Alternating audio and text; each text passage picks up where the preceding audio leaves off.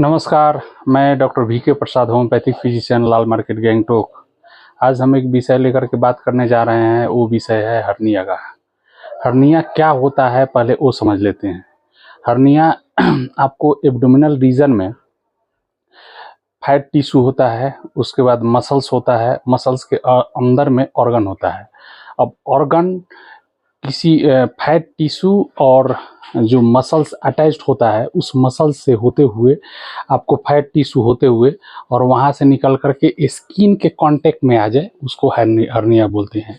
यानी कोई भी एब्डोमिनल रीजन है, एब्डोमिनल रीजन में हम सपोज ले लेते हैं आपको स्मॉल इंटेस्टाइन। स्मॉल इंटेस्टाइन का भाग, वो उस एरिया का जो मसल्स है, जो मसल से अटैच्ड होता है, ठीक है, वो मसल्स को प्रेस करते हुए और उसके बाद फैट टिश्यू को भी प्रेस करते हुए स्किन के कांटेक्ट में आ जाए, स्किन के लेयर में आ जाए और आ करके वो झूल जाता है। झूलने पे वो जो स्ट्रक्चर बन जाता है, उसको हर्निया बोलते हैं। जनरली हर्निया आपको अम्बिलिकल हर्निया होता है, जो कि नाभि के पास में होता है, और दूसरा इंग्विनल हर्निया होता है, जो पेल्विक रीजन में होता है।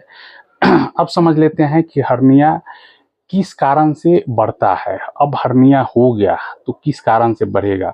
हर्निया आपको छींक होता है, उस कंडीशन में हर्निया बढ़ेगा। खांसी होगा, उस कंडीशन में हर्निया बढ़ेगा। कंस्टिपेशन होगा, उस कंडीशन में हर्निया आपको बढ़ेगा। कंस्टिपेशन में क्यों बढ़ेगा? कंस्टिपेशन में प्रेशर देता है आदमी, जिसको हर्निया हुआ है वो कंस्टिपेशन का भी सिम्टम्स है उसके में, तो वो प्रेशर देगा स्टूल पास होने के लिए। तो उस प्रेशर से वो जो हर्निया है, हर्निया बढ़ेगा, यानी मसल्स में फिर वो तनाव आएगा। तनाव आने पे वो फिर बाहर की तरफ निकलेगा।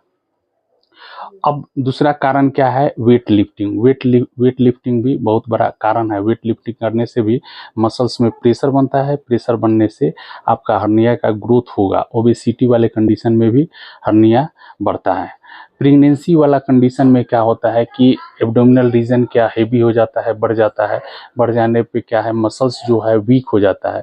उस कंडीशन में भी आपको जो एब्डोमिनल ऑर्गन है, वो ऑर्गन आपका मसल्स को वीक करते हुए उसके बाद आपका फैट टिश्यू होते हुए स्किन रीजन में आ सकता है।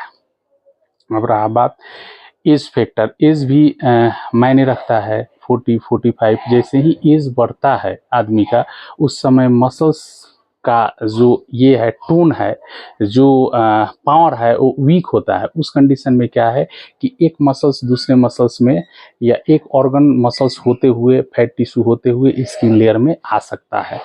तो ये भी एक बहुत बड़ा कारण है।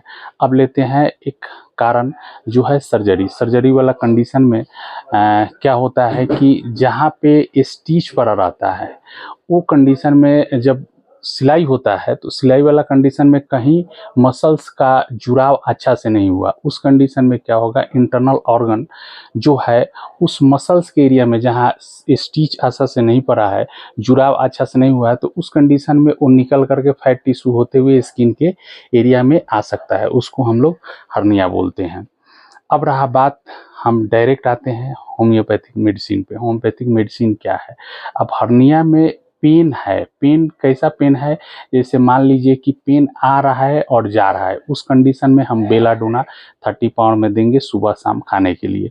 लाइकोपोडियम देंगे सुबह शाम खाने के लिए। अब रहा बात कंस्टिपेशन और उसके साथ छींक रहता है, उस कंडीशन में लाइकोपोडियम 30 आप सुबह शाम खा सकते हैं। ओपियम खा सकते हैं। ओपियम कंस्टिपेशन में अच्छा काम करता है, और कंस्टिपेशन में नक्सभूमिका भी अच्छा काम करता है, और आपका हर्निया में भी अच्छा काम करता है। तो इस कंडीशन में आप ओपियम और नक्सभूमिका, जहाँ कंस्टिपेशन वाला सिम्टम्स होगा वहाँ ओपियम और नक्सभूमिका खा सकते हैं। लाइकोपोडियम भी सुबह शाम करके खा सकते हैं। बेलाटोना कब खाएंगे? जब आपका पेन फ्लक्चुएट हो रहा है, यानी कभी धीरे धीरे ग्रेजुअली बढ़ रहा है, ग्रेजुअली घट रहा है, उस कंडीशन में आप बेलाडोना सुबह शाम करके खाएंगे। आप देखेंगे 2 महीना, 3 महीना, 4 महीना में हर्निया परमानेंट आपका क्योर हो गया। या आप किसी आपके आसपास में होम्योपैथिक डॉक्टर है, तो उसके सुपरविजन में आप ट्रीटमेंट ले सकते हैं। धन्यवाद।